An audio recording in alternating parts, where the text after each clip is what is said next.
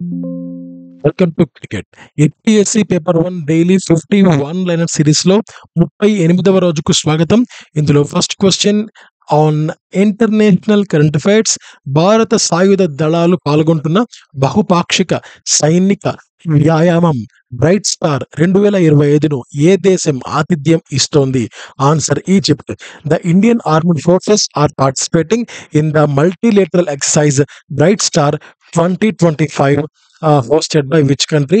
Answer is Egypt.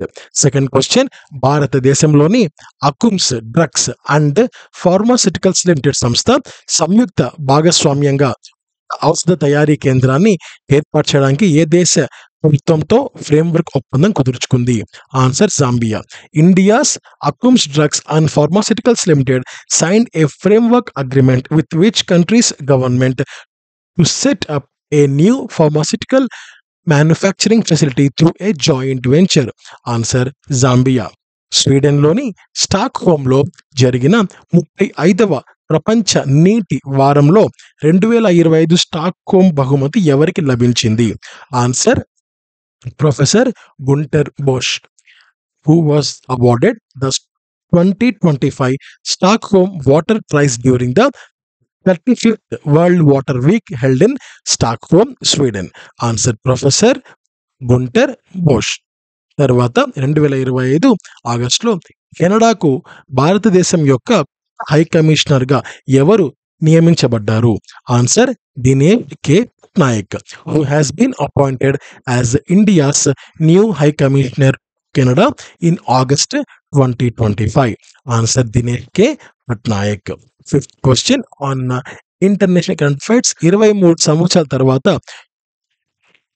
Tournament భారతదేశానికి తిరిగి రావడాన్ని సూచిస్తూ ప్రపంచ కప్ 2025లో ఏ భారత రాష్ట్రం ఆతిథ్యం ఇస్తోంది? Answer Goa. Which Indian state will host the FIDE world cup? FIDE అంటే మనకు ఈ యొక్క చదరంగానికి సంబంధించిన వరల్డ్ కప్ అన్నమాట అది. అయితే మనకు పైన తెలుగు క్వశ్చన్లో మనకు ఈ యొక్క ఫిడే అనే పదం ఇవ్వలేదు. సో కేవలం ప్రపంచ కప్ అని ఇచ్చామంతే, ఫిడే అని ఇవ్వలేదు. సో అది పొరపాటు జరిగింది. FIDE world cup 2025 making the tournaments return to India after 23 years. Answer is Goa. So గోవాలో ఈ యొక్క చెస్ వరల్డ్ కప్ అనేది ఉండబోతోంది. తర్వాత నేషనల్ కరెంట్ అఫైర్స్లోకి వెళ్తే వితంతువులు, విడాకులు తీసుకున్న మహిళలు మరియు అనాథలు ఈ యొక్క వక్ఫ్ లాల్ అలాడ్ లక్షణాల నుండి నిర్వహణ మద్దతు కోసం దరఖాస్తు చేసుకోవడానికి ఉమీద్ పోర్టల్పై అదనపు మాడ్యూల్ను ఏ మంత్రిత్వ శాఖ ప్రారంభించింది? ఆన్సర్ మైనారిటీ వ్యవహారాల మంత్రిత్వ శాఖ. Which ministry launched an additional module on the Umeed portal to help widows, divorced women and orphans apply for maintenance support from Waqf allowed properties? Answer Ministry of Minority Affairs. Let's move to second question. ఇటీవల పుదుచ్చేరిలో ప్రారంభించిన నక్షా project యొక్క ఉద్దేశం ఏంటి? పట్టణ ప్రాంతాల యొక్క అత్యంత ఖచ్చితమైన డిజిటల్ ల్యాండ్ రికార్డులను సృష్టించడం. What is the purpose of Naksha project recently launched in Puducherry? To create highly accurate digital land records of urban areas. Tripura CM doctor Manik Saha ఆవిష్కరించిన వ్యూహాత్మక రోడ్ మ్యాప్ పేరు ఏమిటి? Viksit Tripura 2047. So what is the name of a strategic road map unveiled by Tripura CM doctor Manik Saha? Viksit Tripura 2047. 2025 ఆగస్టులో భారతదేశం యొక్క మొదటి జాతీయ bio foundry నెట్వర్క్ను ఎవరు ప్రారంభించారు? Answer doctor Jitendra Singh, who inaugurated India's first national bio foundry network in August 2025. Doctor Jitendra Singh. Indian railway board IRB chairman మరియు సిఈఓగా ఎవరు నియమించబడ్డారు? ఈ పదవిని నిర్వహించిన ఎస్సీ దళిత సంఘం నుంచి మొదటి వ్యక్తి అయ్యారు. Answer Satish Kumar. Who has been appointed as the chairman and CEO of Indian railway board becoming the first individual from SC or Dalit community to hold this post. Answer Satish Kumar. And Andhra Pradesh కంట్రీస్లోకి వెళ్తే ఆంధ్రప్రదేశ్ ప్రభుత్వం చారిత్రక పరిశోధన మరియు సామాజిక సేవలకు ఆయన చేసిన అత్యుత్తమ కృషికి ప్రతిష్టాత్మక ఉగాది అవార్డును ఎవరికి ఇచ్చారు? Answer Maina Swamy. Who awarded the prestigious Ugadi award for his outstanding contributions to historical research and social service by Andhra Pradesh government? Answer Maina Swamy. Focused development ప్రయత్నాలు అవసరమయ్యే ప్రాంతాలను హైలైట్ చేస్తూ గ్రామ పంచాయతీలలో ఏ రాష్ట్రాలకు గణనీయమైన వాటా ఉంది? బీహార్, ఛత్తీస్గఢ్ మరియు Andhra Pradesh. Which states have a significant share of aspirant గ్రామ panchayats highlighting areas needing focused development efforts? Bihar, Chhattisgarh and Andhra Pradesh. 2026 నాటికి ఐఎన్ఎస్ వర్షను అమలు చేయడానికి భారతదేశం సిద్ధమవుతోంది. ఐఎన్ఎస్ వర్ష అణుశక్తితో పనిచేసే జల అంతర్గాములకు అంకితమైన నావికా స్థావరం ఏ రాష్ట్రంలో ఉంది? Answer Andhra Pradesh. India is preparing to operationalize INS Varsha by 2026. INS Varsha is a dedicated naval base for nuclear powered submarines located in which state? Answer is our beloved Andhra Pradesh. NIELIT ఇటీవల ఏ సంస్థతో MOU కుదుర్చుకుంది? IFMR Shri సిటీలోని ఆంధ్రప్రదేశ్లో. So with which organisation NIELIT has signed MOU is IFMR Shri city Andhra Pradesh. So NIELIT full form national institute of electronics and information technology. IFMR full form institute of financial management and research. Fifth question. ఇటీవల ఆంధ్రప్రదేశ్ ఇటీవల నరేంద్ర మోడీ 1460 కోట్ల రూపాయల క్షిపణి పరీక్ష శ్రేణి కోసం ఏ ప్రాంతంలో పునాది రాయి వేశారు? Answer Nagayalanka, Andhra Pradesh. Recently, Narendra Modi has laid the foundation stone of missile test range at Nagayalanka, Andhra Pradesh, worth 1460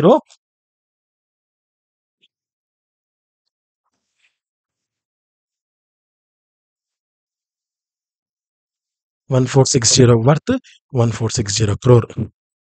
Next, let's move to science and technology. Hepatitis B మరియు హెపటైటిస్ సి లతో పాటు మనుషులలో క్యాన్సర్ కలిగించే వైరస్గా ప్రపంచ ఆరోగ్య సంస్థ WHO తిరిగి వర్గీకరించిన వైరస్ ఏది? Answer hepatitis B virus. So which virus has the world health organisation reclassified as a carcinogenic to humans alongside hepatitis B and hepatitis C? Answer is a hepatitis B virus. So next question. China తన మనుషుల moon mission కోసం పరీక్షించిన చంద్ర lander పేరేంటి? Answer Lanyue. So next question. What is the name of lunar lander tested by China for its manned moon mission? Answer is లాన్యూ. తర్వాత వాతావరణ పర్యవేక్షణ కోసం ఉమ్మడిగా ప్రారంభించిన ఇండియా US గ్రహం పేరేంటి? Answer NISAR. What is the name of jointly launched India US satellite for climate monitoring? Answer NISAR. Microsoft హెచ్చరించిన 0 day దాడుల కింద ఉన్నది ఎవరు? Answer SharePoint server. Which software did Microsoft warn was under 0 day attacks? Answer SharePoint server. బృహస్పతికి China యొక్క భవిష్యత్ లక్ష్యం పేరేంటి? Answer Tianwen 4. So what is the name of China's future mission to Jupiter? Answer Tianwen four. హిస్టరీలోకి వెళ్తే మొదటి భారతీయ సామ్రాజ్యం స్థాపించబడింది ఎప్పుడు? Chandragupta Maurya. First Indian empire was established by Chandragupta Maurya. Chandragupta Maurya Vishakha Datta పుస్తకంలో ప్రముఖంగా ఉన్నారు. తర్వాత Chandragupta Maurya figures prominently in the book of Vishakha Datta. తర్వాత who recognised Sandrocottus as Chandragupta Maurya? Answer William Jones. Sandrocottus ను చంద్రగుప్త మౌర్యగా ఎవరు గుర్తించారు? విలియం జోన్స్ అన్నమాట. కౌటిల్య యొక్క అర్థశాస్త్ర అనేది ఒక ప్రభుత్వ సూత్రాలపై ఉన్న ఒక పుస్తకం. ద అర్థశాస్త్ర of Kautilya is a book on principles of government. కుమ్రహార్ స్థలంలో ఏ పురాతన నగరం కనుగొనబడింది? Answer Pataliputra. Which ancient city has been found at the కుమ్రహార్ site? Answer is Pataliputra.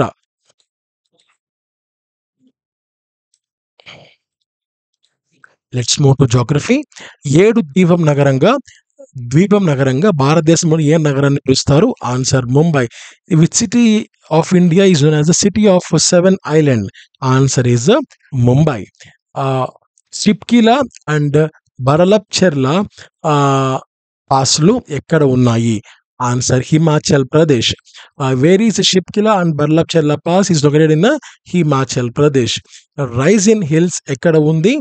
New Delhi. Where is rise in hills located? Answer is New Delhi. So మనకు న్యూఢిల్లీలో రాష్ట్రపతి భవన్ కానీ సో అవన్నీ కూడా ఈ యొక్క ఎత్తైన ప్రదేశం మీదే ఉంటాయన్నమాట, గుర్తుపెట్టుకోండి. తర్వాత అండమాన్ యొక్క ఎత్తైన శిఖరానికి పేరేంటి? Saddle peak. 737 మీటర్స్, 737 మీటర్లు. Name the highest peak of Andaman and Nicobar island? Saddle peak, 737 metres. ఏ నగరాన్ని అరేబియా సముద్రం రాణిగా పిలుస్తారు? Answer is Kochi. Which city is known as the queen of Arabian sea? Answer Kochi. Polity విషయానికి వస్తే సభ స్పీకర్ ఒక సభ్యుడిని మాట్లాడడం ఆపమని మరొక సభ్యుడిని మాట్లాడనివ్వమని అడగవచ్చు. ఈ ప్రక్రియని ఏమని పిలుస్తారు? Yielding the floor. The speaker can ask a member of the house to stop speaking and let another member speak. This phenomena is called is known as the yielding the floor. భారత parliament పనిలో 0 గంట are 0 hour అంటే ప్రశ్న గంటను అనుసరించి వెంటనే సమయం. So 0 hour is in the working of Indian parliament means the time immediately following the question hour. తర్వాత ఈ లోక్సభలో 0 అవర్ యొక్క గరిష్ట కాల పరిమితి ఎంత? ఆన్సర్ 1 గంట. What could be the maximum time limit of 0 hour in the Lok Sabha? Answer 1 hour. రాజ్యసభలో మొదట ఏ బిల్లును ప్రవేశపెట్టలేరు? Answer club bill. Which bill cannot be first introduced in Rajya Sabha? Answer money bill. Next question. భారత రాజ్యాంగంలోని ఏ ఆర్టికల్ ఆకస్మిక నిధికి సంబంధించినది? Answer article 267. Which article of the Indian constitution is related to contingency fund? Answer article 267. Economy విషయానికి వస్తే ప్రపంచంలోని 4వ అతిపెద్ద ఆర్థిక వ్యవస్థగా భారతదేశం ఏ దేశాన్ని అధిగమించింది? Answer Japan. Which country has India overtaken to become the world's 4th largest economy? Answer is Japan. నియంత్రణ, పారదర్శకత మరియు పాల్గొనడం కోసం కొత్త ఫ్రేమ్వర్క్ ను ఎవరు విడుదల చేశారు? Answer reserve bank of India.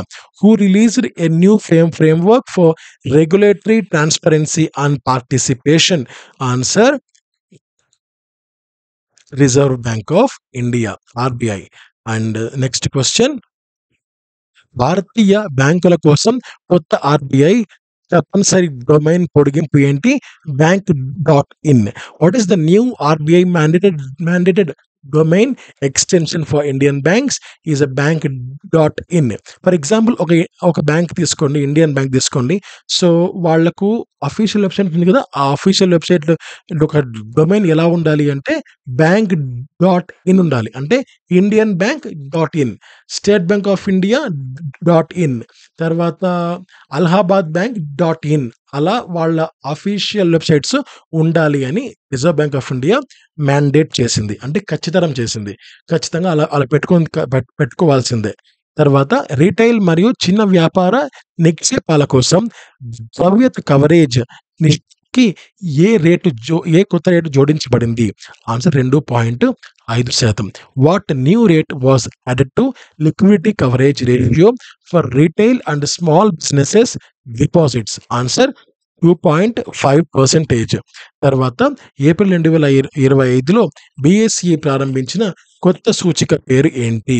So BSE 150.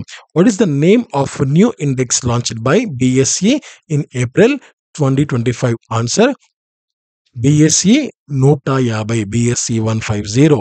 Sustainable development విషయానికి వస్తే ఇండియా స్టేట్ ఆఫ్ ఫారెస్ట్ నివేదిక 2011 ప్రకారం భారతదేశంలోని అటవీ విస్తీర్ణం ఎంత? 78.29 మిలియన్ హెక్టార్లు.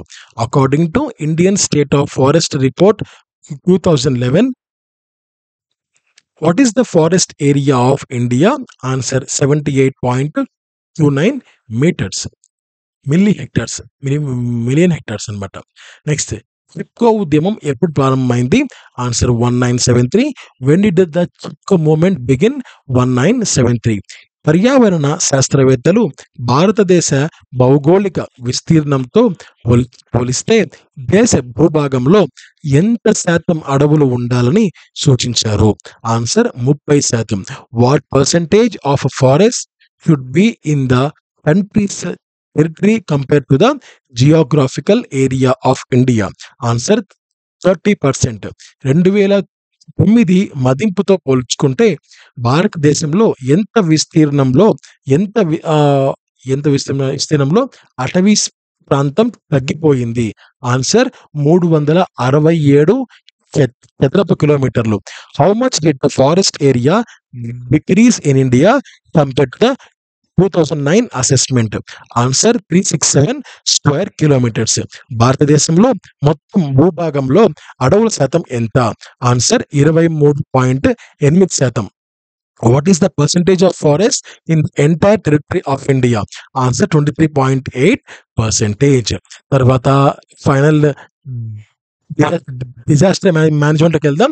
ఇందులో ఫస్ట్ క్వశ్చన్, 14వ ఆర్థిక సంఘం సిఫార్సుల మేరకు జాతీయ విపత్తు ఉపశమన నిధి ఎన్డీఎంఎఫ్ కింద విపత్తుల నిర్వహణకు చేపట్టే ఉపశమన చర్యల కొరకు అందించే నిధులను కేంద్ర రాష్ట్రాలు ఏ నిష్పత్తిలో భరిస్తాయి?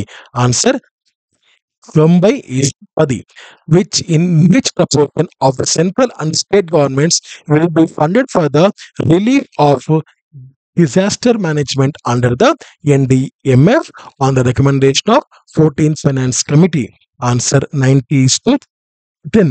1996 నుంచి 2000 మధ్య కాలంలో ప్రకృతి సిద్ధ మానవ ప్రేరిత విపత్తుల వలన ఇండియాలో ఎంత శాతం జీడిపి ప్రతి సంవత్సరం నష్టపోయింది? అంటే 2.25. What percentage of GDP in India lost every year due to natural and human disasters between 96 to 2000? Answer is 2.25%. ప్రమాదకర శక్తి గల సంఘటన వైపరీత్యం అంటారు. An event with destructive power is adversity or calamity. వైపరీత్యాల వలన కలిగే నష్ట తీవ్రతను పెంచే ఒక ప్రాంత పరిధి పేరు అదేంటంటే దాన్ని ఏమంటారు? దుర్బలత్వం అంటారు. So regional range that increases the severity of damage caused by disasters is vulnerability. వైపరీత్యం యొక్క ఫలితం విపత్తు. What is the result of adversity? Leads to disaster. Thank you so much. Have a great day. And ఇలాంటి questions చాలా valuable. గత 38 రోజులుగా, ఈరోజు 38 రోజు కదా, గత 38 రోజులుగా ప్రతిరోజు 50 క్వశ్చన్స్ మీకు అందిస్తున్నాను. చాలా చాలా వాల్యుబుల్ ఇవి. ఈ యొక్క ఏపీఎస్సికి ప్రిపేర్ అయ్యే వారికి మీరు ఈ యొక్క వీడియోస్ని షేర్ చేయండి అండ్ వాళ్ళకు చాలా చాలా ఉపయోగకరంగా ఉంటుంది. అయితే పీడిఎఫ్ విషయంలో నేను కొంచెం లేట్ చేస్తున్నమాట, వాస్తవమే. సో నేను వేరే వర్క్స్ ఉంటాయి. సో ఆ వర్క్స్లో ఉండి నేను దీన్ని చేయలేకపోతున్నాను. అతి త్వరలోనే కొంచెం దీని మీద ఫోకస్ చేసి ఖచ్చితంగా ఈ యొక్క పీడిఎఫ్‌ని క్లియర్‌గా రూపొందించి అది ఎలా ఇవ్వాలి లేదా ఒక సబ్జెక్ట్ వైస్ ఇవ్వాలైతే ప్రతిరోజు అలా ఇవ్వాలా అనేది ఆలోచిస్తున్నాము. సో, నీట్‌గా మీకు అనుకూలంగా చేసి అవి మీకు అందుబాటులో ఉంచడానికి నేను ప్రయత్నం చేస్తాను. అది ఎప్పుడని చెప్పలేను. బట్ అతి త్వరలోనే మీకు అందుబాటులో వచ్చే విధంగా నేను ఖచ్చితంగా ప్రయత్నం చేస్తాను. Thank you so much. Have a great day. నమస్తే. జై హింద్.